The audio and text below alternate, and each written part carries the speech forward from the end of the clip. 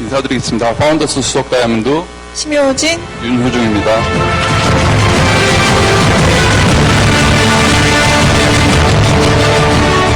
제가 먼저 해도 되겠죠? 제가 항상 먼저 하는 이유는 그래요. 먼저 해야 내가 준비한 이야기를 어느 때라도 끝낼 수가 있습니다. 그래서 그렇고 좀 야비한가요? 제가 준비한 이야기를 다 했는데 어마어마한 시간이 남은 경우를 몇 번 경험을 했거든요. 근데 그들이 이렇게 됐어요. 오늘 뭐 성공의 스토리를 말해달라고 합니다. 성공의 스토리를. 어찌 보면은 아메이는 3%부터 FCA까지 층층이 핀 레벨이 정해져 있잖아요. 그래서 그걸 보면은 성공의 크기를 굉장히 정량적으로 다이아몬드 이상이면 어느 정도의 성공, 수석은 어느 정도의 성공, 에메랄드는 어느 정도의 성공, 그렇게 계산할 수도 있을 것 같아요. 근데 저는 그렇게 생각하지 않습니다. 이 아메이 사업이라는 게 똑같은 아이템으로 똑같은 플랜을 보고 하는 사업이잖아요. 그리고 사람마다 처한 환경이 다르고 또 이 아메이를 통해서 얻고자 하는 목표가 다르고 쓸 수 있는 시간의 여지도 다 다릅니다. 그렇기 때문에 어찌 보면 이건 성공에 확정된 성공이 아니라 성취의 크기를 늘려가는 그런 사업이라고 생각을 하고요. 그 과정이라고 생각을 합니다. 더구나 우리의 네트워크 안에 누군가 더 큰 성취를 원하는 사람이 한 분이라도 있다면은 그것은 성공이 아니라 성취를 향해, 더 큰 성취를 향해 나가는 과정이라고 생각을 합니다. 예. 그래서 오늘은 뭐 성공의 스토리라기보다는 저 사람이 어떻게 아메이를 만났고 어떻게 아메이를 진행을 했고 또 이 아메이를 통해서 무엇을 얻었는지 그런 것들을 같이 좀 공유해보는 시간이 됐으면 하고요.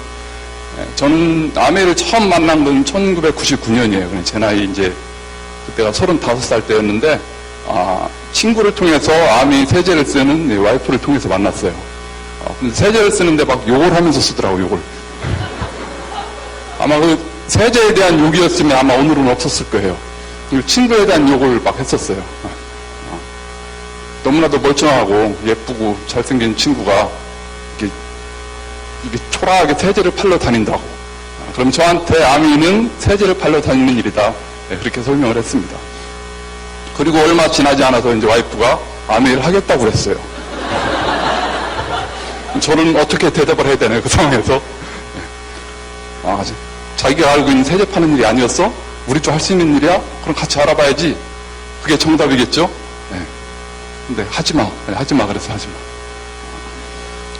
하지마라는 말을 할 때 그 당시에 그 기본 배경은 그렇겠죠. 왜 자기가 그렇게 욕했던 세제 팔러 다니는 일을 당신이 하려고 하느냐. 하지마. 그 의미였을 거예요.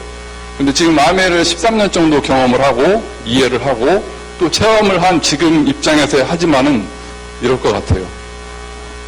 굳이 가족의 건강을 위해서 생필품을 그렇게 깐깐하게 골랐을 필요가 있어? 하지마. 좋은 걸 우리만 썼으면 됐지. 왜 그걸 광고를 하려고 그래? 하지마. 여행? 우리나라도 좋은 데 많아. 1박 2일 아껴가면은 1년에 몇 번씩 갈 수 있어. 그런데 굳이 해외로 온 식구가 더더구나.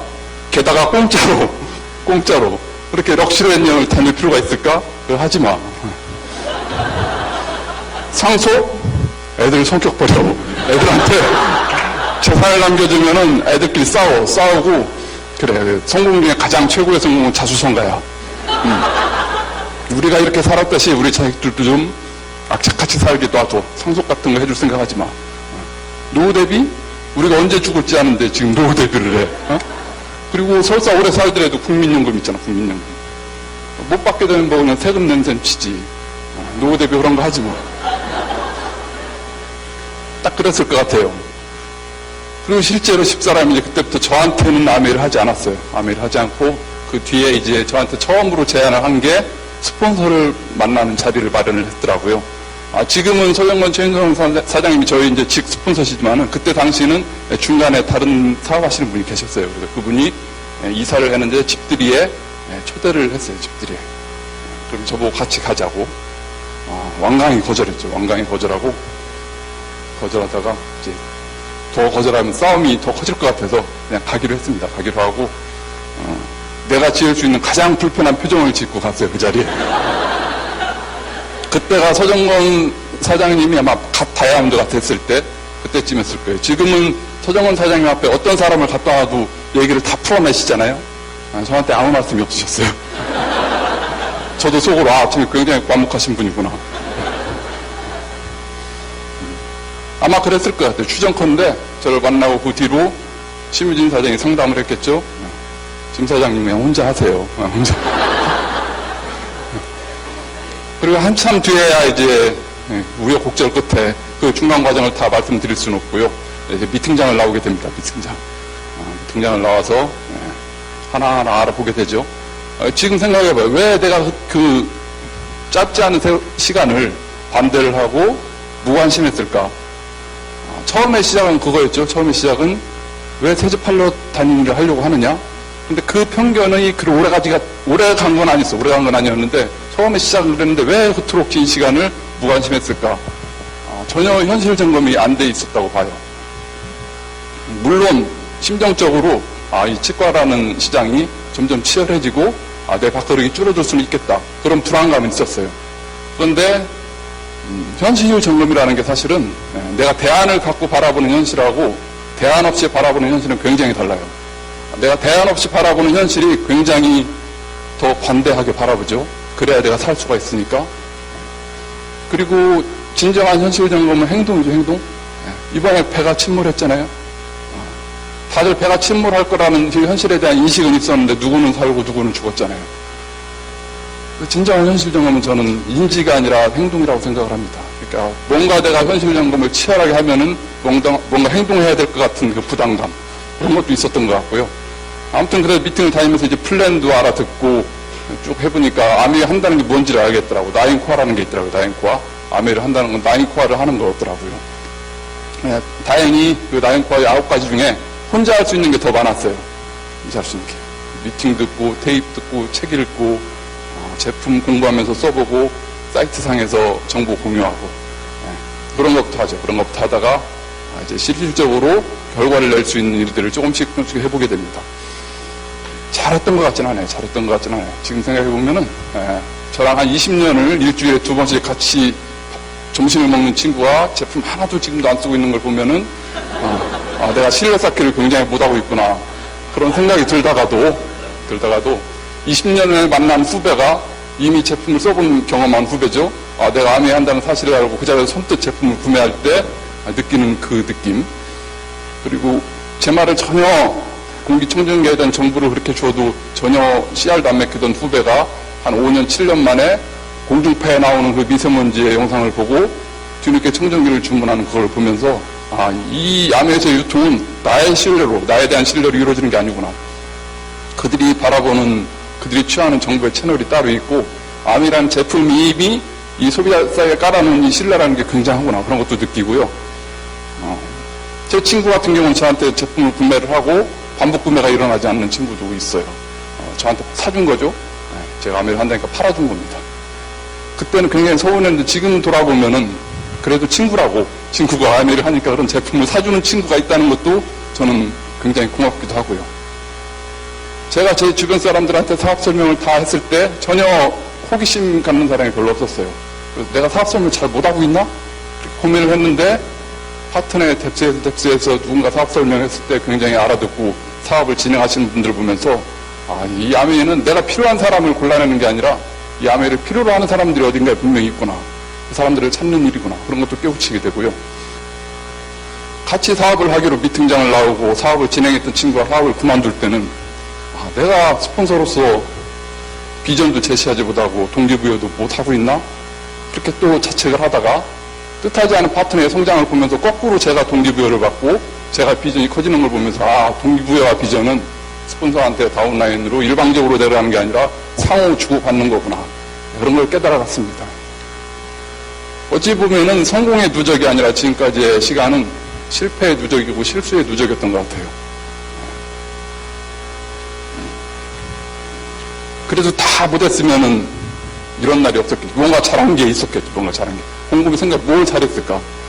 한 2가지쯤 떠오르더라고요. 첫 번째가 포기하지 않은 거. 아메이도 사업이죠. 사업입니다.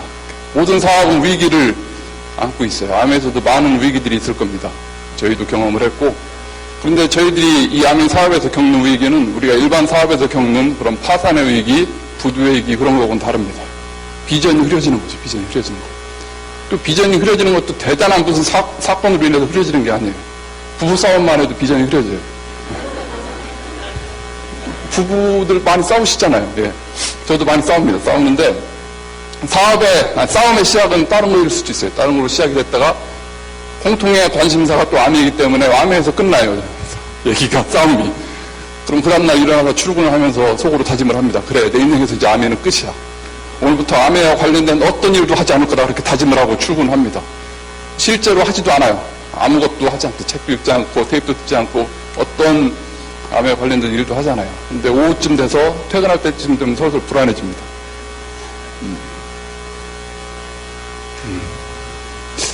집에 들어가긴 싫고, 이 상태로 집에 들어가긴 싫고. 그렇다고 이런 상황에서 불러내서 술 한잔 할 친구들은 이미 내가 암이를 한다고 다 떠들어놔서 내 미팅 스케줄까지 알고 있고. 그렇게 하다 보면 나도 모르게 어느새 우면산 터널을 지나서 미팅장 쪽으로 가고 있어요. 김유신의 말처럼. 그리고 미팅장에 앉아있으면은 죽었다고 생각했던 아메이가 죽지 않고 꿈틀꿈틀하고 있는 게 느껴집니다. 그래서 저한테는 포기하지 않게, 아메를 포기하지 않게 만든 최고의 힘은 저는 미팅이었어요. 미팅을 굉장히 중요시하고 좋아합니다. 그리고 그 다음에 비결은 도전이었던 것 같아요, 도전. 저희가 2006년에 다이아몬드를 성취하고 한동안 정체된 시기가 있었어요. 그때 스폰서님이 그런 말을 했죠. 리더의 스피드가 팀의 스피드입니다. 리더가 도전하지 않으면 팀이 죽습니다. 어찌 보면 다른 데 가서 잘할 수 있는 파트너들이 리더님을 만나서 그냥 아메를 포기할 수도 있습니다. 그날부터 고 수석을 외쳤습니다. 3년쯤 걸렸어요. 수석을 하는데 3년. 그런데 3년이 걸렸다는 건 중요하지 않아요. 그 과정에서 보면은 정말로 저희가 도전을 하니까 파트너들과의 팀워크가 굉장히 강해지더라고요. 그리고 이 아메를 하다 보면은 많은 인연들을 겪습니다. 새로운 만남의 인연도 있고 결별의 인연도 있고 평생 동지처럼 지낼 거라고 굳게 믿었던 파트너와 결별도 경험을 합니다. 근데 저희가 도전을 하고 있으면은 그런 결별을 겪더라도 누군가 새로운 사람에 의해서 그 자리가 채워지는 걸 느꼈습니다. 그래서 스폰서라는 이름이 붙어있는 한 이 암회에서 도전을 즐기고 실패를 받아들이고 성취에 감사해야 되는 건 아마 책임이고 의무인 것 같아요. 이러한 암회에서 그럼 전 뭘 얻었을까? 많은 것들을 얻었죠. 많은 것들을. 다 말할 수는 없을 것 같고 한 가지만 말하면은 가족입니다. 가족. 제가 2006년에 저희가 다이아몬드를 가고 있을 때 저희 치과가 이제 옮겨야 되는 상황이 생겼었어요. 워낙 건물도 낡고 그래서 옮겨야 되는 상황이 생겼는데 그때 이제 시골에서 저희 형님은 항상 저를 걱정했어요. 그러면 치과에서 하면 돈 잘 번다는데 이 동생은 왜 그 연고도 없는 수도권에 가서 저렇게 고생을 하고 있나. 그런데 옮긴다고 하니까 형은 바로 그래 부여로 내려와라. 부여. 여기 아버지 때부터 쌓아온 그 인적 네트워크, 형을 통해서 쌓아놓은 인적 네트워크 얼마나 많느냐. 부여 너만 내려오면 그냥 줄 선다. 내려와라. 만약 그때 제게 아메이가 없었다면은 선택의 여지가 없었어요. 선택의 여지가. 부여로 내려가야죠. 물론 연고지로 내려가서 잘 된다는 보장은 없죠. 잘 된다는 보장은 없는데 그 이외에 다른 선택의 여지가 없었어요. 잘 될 수 있었겠죠. 그 대신 그것은 이제 가족의 해체를 뜻합니다. 주말 부부로 살아야 되는 거죠. 아마 지금 한 8년쯤 주말 부부를 하고 있겠네요. 내려갔으면.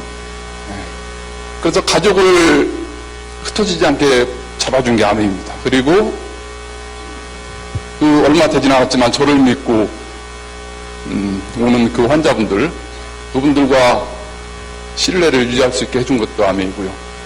이번에 더블 다이아몬드를 가는지 어떻게 알았는지 또 치과로 옮기게 됐습니다. 저희 건물이 이제 은행 건물인데 은행에서 다 쓰겠다고 4층으로 올라가든지 딴 데를 알아보라고 하더라고요. 이번에 또 형님은 부여로 또 내려라. 부여로 내려라. 웃으면서 이제 거절하고 이번에 아주 고민 없이 그냥 4층으로 내 치과 현실에 맞게 규모를 줄여가지고 옮기기로 했어요. 옮기고 치과에서 내 주 활동 무대인 원장실을 햇볕이 잘 들고 바람이 통하는 곳으로 잡고 그냥 옮기기로 했습니다. 이번에도 역시 가족을 잡아주고 가족과 함께 할 수 있게 잡아주고 환자들과의 신뢰를 유지할 수 있게 해준 것이 또 암입니다. 여러분도 술 많이 드시죠? 술 마실 때 이제 가면은 21년산, 주로 우리 21년산 먹잖아요, 양주. 아닌가요? 가격이 꽤 비쌉니다. 비싸요. 술에 대한 가치를 인정해 주는 거죠. 그리고 그 술은 먹다가 남기면은 폐기 처분하지 않아요. 이름표까지 붙여서 잘 보호를 해줍니다. 누구의 술인지. 그런데 소주도 그럴까요? 21년 된 소주도 그렇게. 그 둘의 차이가 뭘까요? 둘의 차이가. 어디에서 시간을 어떻게 보냈는지의 차이인 것 같아요. 그 기간이 숙성의 세월이었느냐, 부패의 세월이었느냐. 전 치과 이제 개업한 지 21년 됐습니다. 21년 산 치과의사예요. 남해이 13년 산 남해이 사업자입니다. 저와 저의 가족을 앞으로 보호해 줄 거는 저는 13년 산 남해일 거라고 생각을 해요. 그 13년 산 남해이가 21년 산 남해이가 됐을 때 또 다른 상상을 합니다.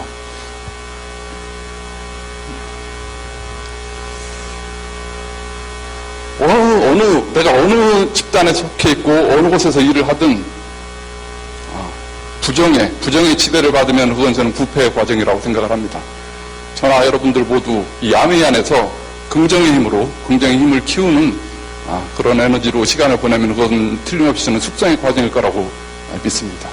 여러분 모두 잘 숙성된 가치가 높게 평가받는 그런 사업자들로 거듭나기를 바라시고요.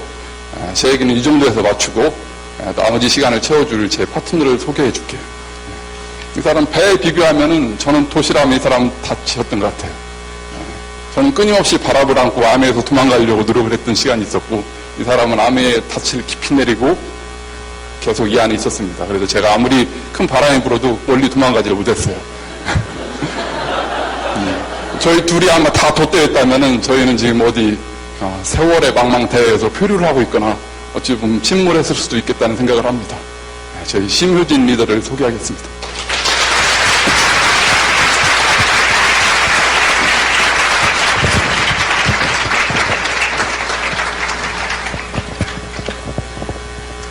안녕하세요. 파운더 수석대표는 심효진입니다.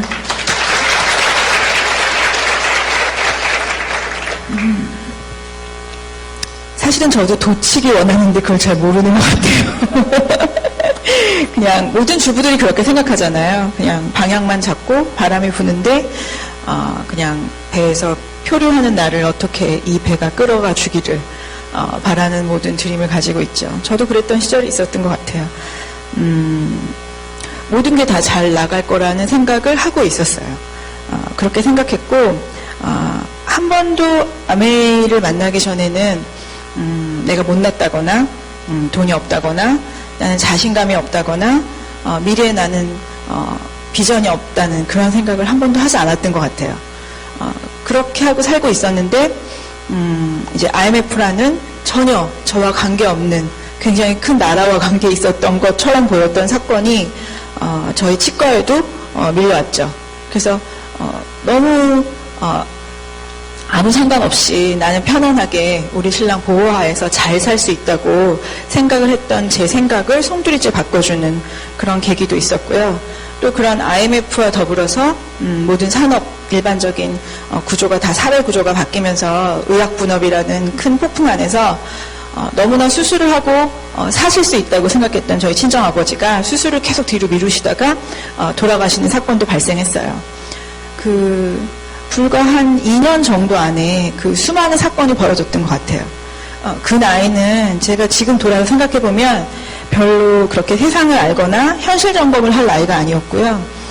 정말 이 세상에서 아버지가 가장 크게 보였던 순간, 그리고 남편이 가장 큰 방패막이 될 거라고 굳게 믿으면서 아름답게 살 수 있었던 나이였는데 그때는 너무 원망스러웠던 기간이었지만 지금 돌아보면 인생에서 모든 고난은 어떤 기회가 될 수 있는 그런 양면적인 사실을 가지고 있는 것 같아요. 그래서 그 당시에는 제가 어떻게 생각을 했냐 하면 그냥 막연히 나는 참 잘났고 남들이 뭐 유명하진 않지만 들어보면 알고 있는 학교를 나왔고, 그 다음에 나는 우리 아빠도 그렇고 돈이 있다고 생각했고, 남에게 손을 내밀지 않을 만큼이기 때문에 그게 돈이 있다고 생각을 했었고요. 그 다음에 세상을 긍정적으로 살고 주도적으로 살 수 있는, 내 의지가 있는, 실력을 갖춘 자신 있는 사람이라고 생각했고요. 심지어는 남과 다르게 살 수 있는 능력을 갖췄다고 생각을 하고 있었던 사람이었어요. 근데 인생에서 큰 고난 두 가지를 겪으면서 어떻게 생각이 변했냐 하면, 그냥 남들이 알아주는 대학을 나왔다는 걸, 그게 평범하다는 걸 알았고요. 그 다음에 그 돈이 있다고 생각했던 것도, 그 매번 아끼고 저축하면 그 월급에서 플러스가 남잖아요. 저는 그게 돈이 있다고 생각했거든요. 매달마다 마이너스가 나는 시절이 없었기 때문에, 그때는 아이도 어렸고, 그다음에 이제 그때는 개업 초기였기 때문에 신랑이 돈을 제법 갖다 줬어요. 그래서 돈을 모으는 즐거움 때문에 돈이 있다고 생각했던 거, 그 한정 자산에 대한 것도 생각을 해봤었고요. 그다음에 자신감이 있다는 거, 우리 남편 의사야. 그런 철없던 시절이 있었어요. 근데 지금 생각해 보면 그 큰 두 가지 사건을 지나치면서 그 우리 한국 사회에서 자본이 없고 백그라운드가 없는 그 자격증이라는 게 얼마나 무의미한지도 알게 됐죠. 그리고 난 다르다고 생각했던 것도 정말 어떤 기준으로, 밑도 끝도 없는 기준으로 다르다고 생각하고 살았다는 걸 인생에서 가장 어려운 두 가지 사건을 겪으면서 알게 됐어요. 그래서 저는 이 사업을 만나게 됐죠. 물론 소비자로 시작했지만 아버지도 돌아가셨고 치과가 더 이상 저희 가정에서 훌륭한 방향성을 가진 대안이 아니라는 걸 아는 그 순간부터 이 일을 사업으로 받아들이게 됐어요. 굉장히 어려움을 겪었던 순간이었기 때문에 이 사업을 받아들일 때 저는 뭐 흔하게들 그러시잖아요. 이걸 사업으로 바라볼 때 느끼는 두려움이 나는 안 맞는다, 나는 말을 못한다, 나는 못 판다, 인간관계 망치기 싫다, 나는 다니지 못한다, 뭐 여러 가지 어려움을 토로하시는데, 저는 솔직하게 말하면 시작할 때 사실은 이런 모든 이유는 다 해결했어요. 돈이 없다는 건 내가 가장 사랑하는 사람이 죽을 수도 있는 상황에 놓이는 거고요. 그다음에 내 의지와 관계없이 우리 치과가 우리 신랑의 실력이나 저희의 잘잘못과 관계없이 너무 어려워질 수 있다는 걸 알았기 때문에 그런 이의는 사실 마음속에서 굉장히 많이 제거하고 시작을 했었거든요.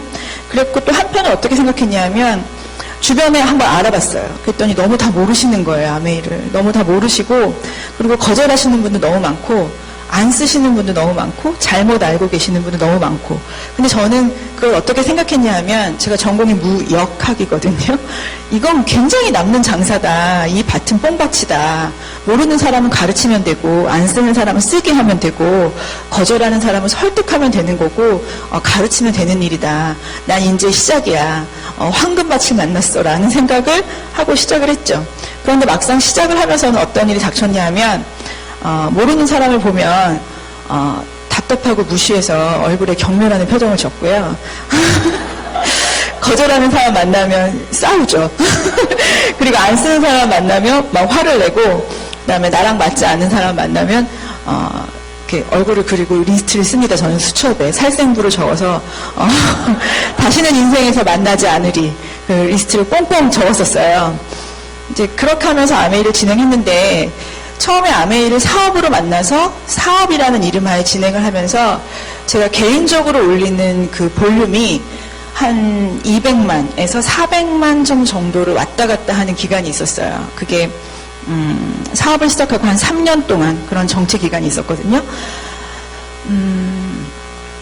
지금은 제가 하루에도 그 볼륨을 동원할 능력이 돼요. 연습했기 때문이죠. 하지만 그때는 3년이라는 기간을 달마다 퐁당퐁당 하면서 200만을 했다가 300만을 했다가 400만을 했다가 다시 200만이 됐다가, 그런 기간이 무려 3년이라는 시간이 있었어요. 왜 그렇게 그 기간이 3년이나 있었을까, 제가 그런 생각을 해봤거든요. 지금 돌아서 생각해보면 개념을 잘못 잡았던 것 같아요. 너무 이 사업에서 저렇게 되면 좋겠다, 나는 저런 걸 꼭 얻어야지, 그 결과로 얻어지는 과실에 대해서는 굉장한 욕심을 부렸지만, 그 일을 진행하고 그 결실에 이르기까지의 모든 과정을 나 잘난 맛에 굉장히 얕잡아 본 거죠. 굉장히 얕잡아 봤기 때문에 그 대가를 지불하는 기간이었지 않았을까 하는 생각이 지금 어제 정리를 하면서 들었고요. 그런데 지나보면 그 3년이라는 시간 동안은 사실 너무 답답하고 암담하고 나와 맞지 않는 일이고 언제든지 도망가고 싶고 다른 대안을 찾고 싶고 내 인생에서 아메이가 아닌 어떤 다른 훌륭한 결과가 나오기를 그 어떤 때보다 강렬히 원했던 것 같아요. 그런데 더 강렬히 원하면 원할수록 대안이 없는 거예요. 그래서 200에서 400만 PB를 왔다 갔다 하는 3년 동안 제가 무슨 일을 했을까? 나는 그 기간을 어떻게 잘 견뎌냈을까? 그 기간 동안 나에게 주어진 비전이 뭐였길래 그 기간을 그렇게 묵묵히 잘 진행했을까? 그 생각을 한번 해봤어요. 그랬더니 저는 그 3년이라는 기간 동안요. 수없이 연습을 했더라고요. 연습을 했고 이 사업에서 연습이라는 건 나에게 어떤 나도 알지 못하는 굉장한 실력을 갖추게 해준다는 것도 알았고요. 그러한 실력을 갖추게 될 때 나도 모르게 의식적이지 않은 상태에서 변화를 거듭했고요. 그렇게 나도 모르게 이루어진 변화가 결단이라는 아주 어마무시한 걸 순간마다 할 수 있는 능력을 키워준 것 같아요. 가끔씩 얘기를 하다 보면 스폰서님, 리더님 도대체 결단을 어떻게 하는 건가요? 그렇게 물어보시는 분들이 있어요. 그러면 굉장히 난감해요. 결단을 어떻게 해야 되지? 주먹을 쥐고 한 손을 들어 올리며 목소리를 크게 하고 이렇게 하는 건가? 그렇게 정해진 말을 해드리고 싶을 때가 있었어요. 근데 돌아서 생각해 봤더니 저는 어떤 걸 연습했냐 하면 생각을 바꾸는 연습을 했던 것 같아요. 어려움을 연습했고 거절을 연습했죠. 어려움과 거절을 연습하면 생각이 바뀌는 연습을 하게 돼요. 흔하게 이 사업은 다르게 생각해서 다르게 사는 사업이라고 누구나 다 말씀들 하시잖아요. 그런데 나는 왜 다르게 생각하는 게 안 될까? 그거는 어려움과 거절을 연습해야 되겠다는 마음을 먹으시면 다르게 생각하는 것도 잘 연습이 되는 것 같아요. 예를 들면 이 사업을 할 때 엄마들이 집을 나서면 가장 어려운 게 아이들이거든요. 저도 둘째가 3돌 정도 지났을 때 이 사업을 하려고 나와서 돌아다녔어요.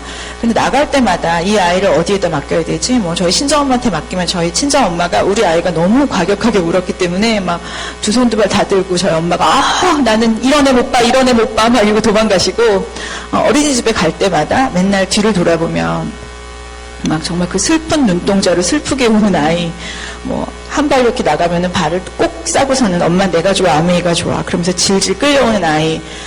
그런 아이를 바라보면서 또 친구들을 데리고 집에 맨날, 하교하는 아이, 성적이 뚝뚝 떨어지는 아이, 그런 아이를 바라보면서 나는 도대체 무슨 영화를 보겠다고 이렇게 치르는 모든 대가가 나한테 보상으로 돌아올까?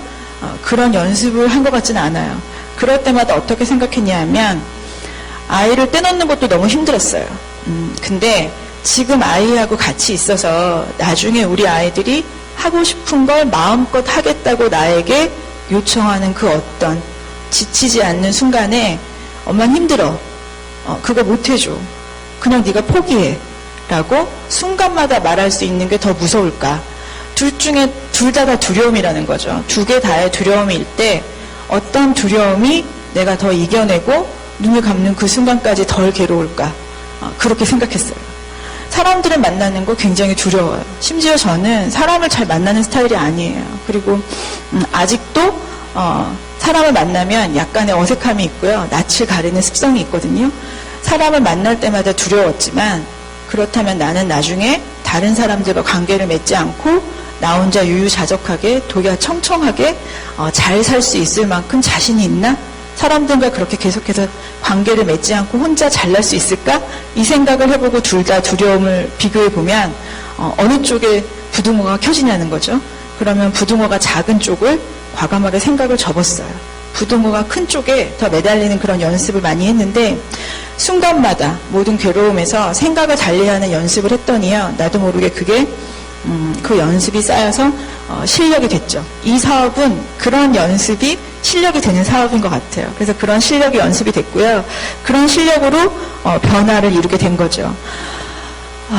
저희 스폰서님은 제가 사업을 시작할 때 저의 마음가짐이나 저의 이미지나 저의 패션 코드나 저의 말투나 저의 성격이나 저의 헤어스타일이나 제가 신는 구두나 가방이나 모든 동선을 다 알고 계세요.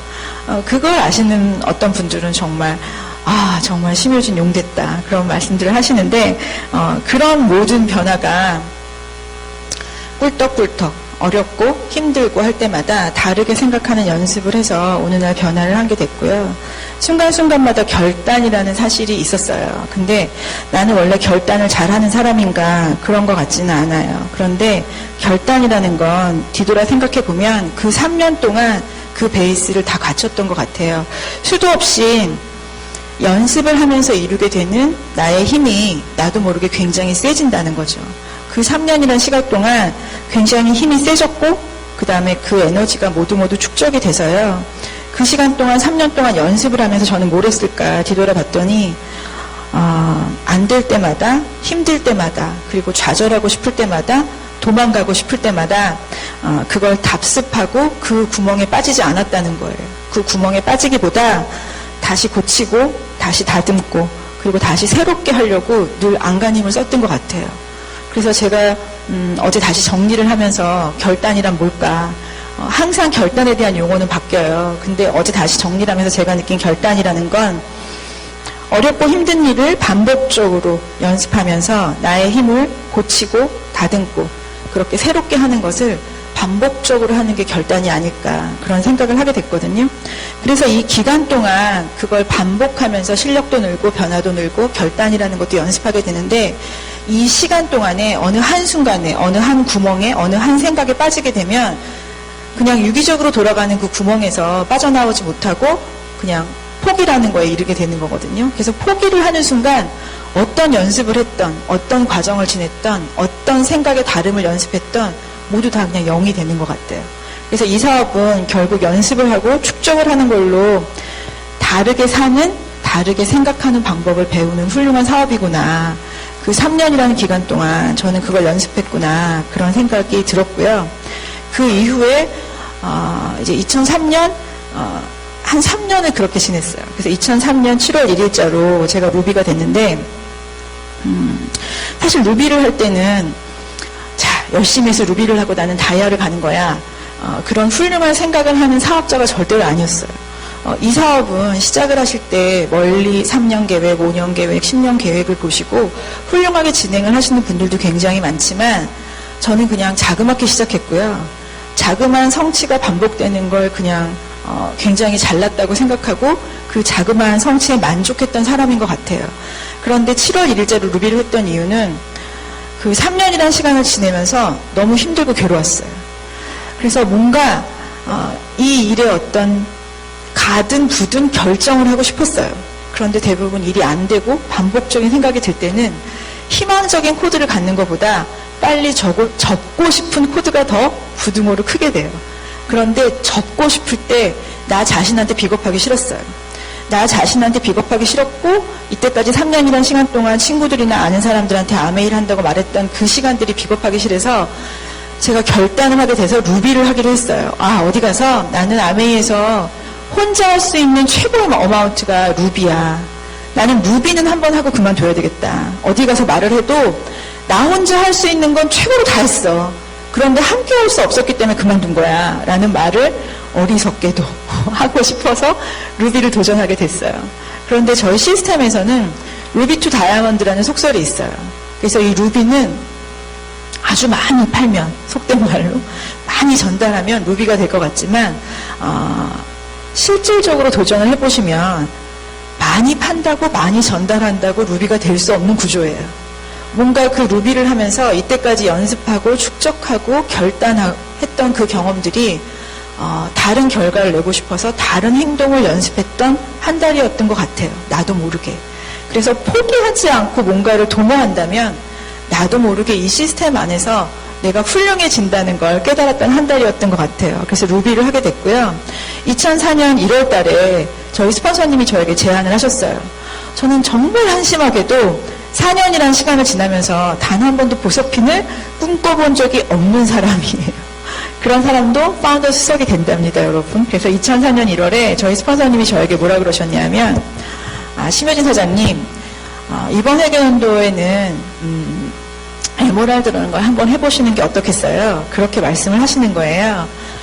단 1초도 생각해보지 않았던 보석핀이에요. 그래서 지금도 제가 어제 뒤를 돌아보면서 가장 고마웠던 순간이 바로 이 순간이구나. 그냥 나는 묵묵히 연습하고 변화하고 결단하고 그냥 묵묵히 반복하다 보면 어떤 스폰서의 힘이 빛을 발하는 순간이 온다는 거 뒤를 돌아봤더니 그 순간이 가장 고맙더라고요. 그런데 연습하고 결단하고 변화하는 그 수많은 시간을 반복하지 않으면 스폰서의 힘도 시스템의 힘도 발휘하지 못하게 되는 거죠. 그래서 어느 날 스폰서님이 그렇게 제안을 하시는데 1초도 망설이지 않고 말했어요. 아무런 계획이 없이 하고 싶어요. 저 꼭 할게요. 제가 그랬어요. 그때가 어떤 때였냐면 최은희 사장님이 트리플 다이아몬드를 가시는 해였어요. 나중에 알았어요. 얼마나 생각이 없었냐면 제가 1.5점을 올라야지만 저희 스폰서님이 트리플을 가시는 그 범주 안에 스폰서의 목표 안에 제가 들어간 거죠.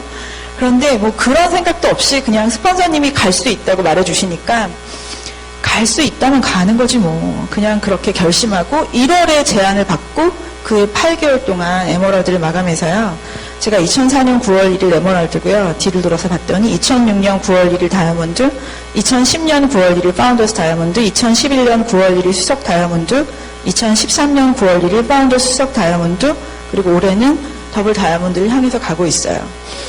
처음에 변화하고 연습하고 실력을 갖추고 결단이라는 게 뭔지 연습했던 3년이라는 시간이 있었다면 그 이후에 에메랄드를 성취하고부터는 거의 한 2년? 평균 2년에 한 번씩 계속해서 보석핀을 핀업을 했던 것 같아요. 아메이라는 사업은 어떤 시간을 길게 놓고 본다면 초반에 연습을 하느냐, 빨리 가고 중반에 연습을 하느냐, 아니면 막 가고 끝에서 연습을 하느냐, 그 차이인 것 같아요. 그런데 처음에 그 연습을 굉장히 많이 했었던 게 아닐까 하는 생각을 어제 정리를 하면서 했고요. 이렇게 쭉 핀업을 하면서 매번 그렇게 훌륭한 생각을 해서 핀업을 했을까? 제 생각엔 그렇지는 않은 것 같아요. 저는 매번마다 그냥 스폰서님이 하자 그러면 했고요. 도전해야 될 것 같으면 그냥 했고요. 가능할까요? 물어봐서 가능하다 그러면 그냥 해냈고요. 제 핀업이 중요해서 했던 시기도 있었고요. 어떤 경우에는 드물지만 파트너의 핀이 너무 중요해서 해냈던 시간도 있던 것 같아요. 이 시간을 쭉 돌아보면서 이제 지난주에 저희 그룹에서 이제 고 에메랄드라는 미팅을 했어요. 그 에메랄드 미팅을 하면서 이제 저희 그룹 다이아몬드 사장님한테 제가 여쭤봤어요. 사장님은 난 에메랄드를 가야 되겠어 했던 그 어느 날이 생각나세요? 그랬더니 생각이 안 나신대요. 저도 뒤를 돌아보면 그래 나는 에메랄드를 가고 싶어. 스폰서님이 제안하시기 전에 그런 생각을 했던 시간은 없었던 것 같아요. 그런데 뒤돌아보면 에메랄드라는 핀은 이렇게 연습하고 이렇게 돌아다니고 이렇게 변화를 하려고 애썼던 그 기간이 결과가 나는 거라는 걸 사람들한테 꼭 증명하고 싶었던 마음의 결과였던 것 같아요. 그 이후에 다이아몬드를 가거나 파운더스 다이아몬드를 가거나 그랬던 모든 시간은 그래 나는 정말 꼭 다이아몬드를 할 거야. 그래 나는 꼭 파운더스 다이아몬드를 할 거야 하는 어느 시점이 있었어요. 지금도 분명하게 생각나요. 근데 그렇게 하면서 변화를 하고 핀업을 하게 됐죠. 파운더스 다이아몬드까지 시간 동안에 후원도 배웠고요. 내 목표보다 다른 사람의 성공이 더 중요하다는 게 무언지 그런 것도 배웠고요. 정말 이 사업은 재밌는 게 뭐냐 하면 내가 빛나고 싶으면 어떤 사람을 빛나게 하는 거에 집중해야만 그 후광으로 내가 빛이 나더라고요. 그리고 내 목표가 중요하고 내게 중요할수록 다른 분의 가진 것, 다른 분의 가지신 것을 소중하게 생각하고 거기에 집중할 때 더불어서 내가 가진 것도 소중하게 빛난다는 그런 사실도 알게 됐어요. 그 이후에 이제 저는 수석 다이아몬드도 가게 되고요. 파운더 수석 다이아몬드도 가게 되죠. 이 시간 동안은 달리기만 하는 기간이 아니었던 것 같아요. 제가 파운더스 다이아몬드, 수석 다이아몬드 갈 때까지는 마냥 스트레이트로 달리기만 했어요. 도전은 이런 거야. 결과는 이런 거야. 핀업은 이런 거야. 마치 그것이 내 실력인 양 달리기만 했던 것 같아요. 그런데 수석 다이아몬드를 가고 파운더 수석 다이아몬드를 가면서 어려웠던 시간들이 있었어요. 어려웠던 시간들이 있었는데 그 시간을 어제 뒤로 돌아서 생각해 봤어요. 힘들었던 시간, 고난이라고 하죠. 고난이라고 하는데 그 힘들었던 시간들이 정말 필요한 시간이구나. 어떤 상승의 곡선을 탈 때, 내가 다르게 살려고 할 때, 정말 많이 성공하고 싶을 때 고난이 왜 필요할까? 그 생각을 한번 해봤거든요. 달리는 것만이 전진이 아니라는 거. 고난이 있을 때 내가 무슨 일을 했을까 뒤돌아 생각해 봤더니 일단 고난이 다가오면 멈춰서게 되죠. 멈춰서서요. 가만히 서 있으면 힘들었던 모든 것에 해당하는 사항들의 이유가 굉장히 단순화되고요. 굉장히 명확해진다는 걸 깨달았어요. 정말 많이 전진하고 싶다면, 정말 많이 뛰어오르고 싶다면 달리는 것만이, 앞을 바라보고 쉼없이 가는 것만이 전진이 아니라 고난도, 새로운 발전의 어떤 한 일환이라는 거를 알게 됐던 시간이 수석 다이아몬드와 파운더 수석 다이아몬드를 가는 시간이었던 것 같아요. 그래서 그런 시간을 가면서 흔하게 아메이를 이제 말씀을 드리잖아요. 주변 분들한테 아메이를 말씀을 드리면 예전처럼 한 13년 전처럼 그거 피라미드 아니야? 다른 사람을 이용하는 일 아니야? 뭐 나는 못 팔아. 뭐 많이 팔아야 되는 거 아니야? 요즘은 사실 그런 말씀을 하시는 분들은 굉장히 많이 줄어들었어요.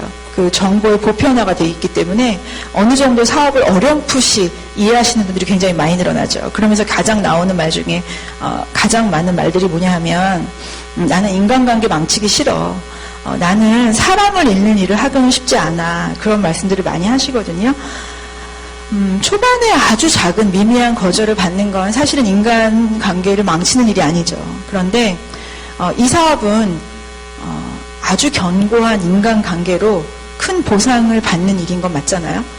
근데 인간관계로 큰 보상을 받아들이는 것만큼 그 가치가 높은 만큼 인간관계에서 갖고 있는 리스크가 존재해요. 원래 제가 어제 생각을 해봤는데 인간관계는 뭘까? 아메이만 그럴까? 그런 생각을 해봤거든요. 근데 아메이는 결국 인간이 세상을 살아가는 방법하고 똑같은 게 아메이를 하지 않아도 인간관계에 대한 정의는 그런 것 같아요. 항상 관계라는 건 함께 했던 사람이 존재하고요. 함께 하는 사람이 존재한다는 거. 그게 인간관계 같아요. 오늘 아침에도 이제 제 딸이 대학교 3학년인데요. 저랑 같이 바디키 프로모션을 하고 있어요. 그런데 이분이 체지방이 1kg가 늘은 거예요. 근데 1kg가 늘은 이유를 생각해보면 비타민을 때에 맞춰서 꼼꼼하게 잘 먹지 않아요. 그래서 저희 딸한테 하는 말이 야 서당 걔도 10년을 연습시키면 자기가 더블엑스 통 열고 제 시간에 먹을 거야. 딸한테 그렇게 야단을 치는데 비타민을 꼼꼼하게 잘 챙겨 먹지 않은 어떤 영양소 때문에 운동도 열심히 하고 뭐 먹는 건 훨씬 저보다 잘 가려 먹죠. 그러면서 진행을 했는데도 불구하고 체지방이 1kg가 늘어서 이제 그걸 빌미로 싸움이 시작됐어요. 너 때문이야 막 싸움을 시작하다가 언성을 높이고 학교를 가버렸어요. 마음이 좋지 않았죠. 그래서 뭐 결국 카톡으로 사과를 했지만 인간관계에 대한 게 내 거라는 생각을 많이 했던 것 같아요. 자식에 대해서도. 인간관계도 그렇죠. 저 친구는 내 친구, 저 파트너는 내 파트너, 내 소비자, 내 거라는 생각이 굉장히 강하면 내 며느리, 내 아들, 내 딸 이게 강해지면 며느리 시어머니 관계도 망가지는 것 같고요. 아들 엄마 관계도 망가지는 것 같아요. 그냥 며느리도 개인적인 삶이 있는 독립된 개체라는 거.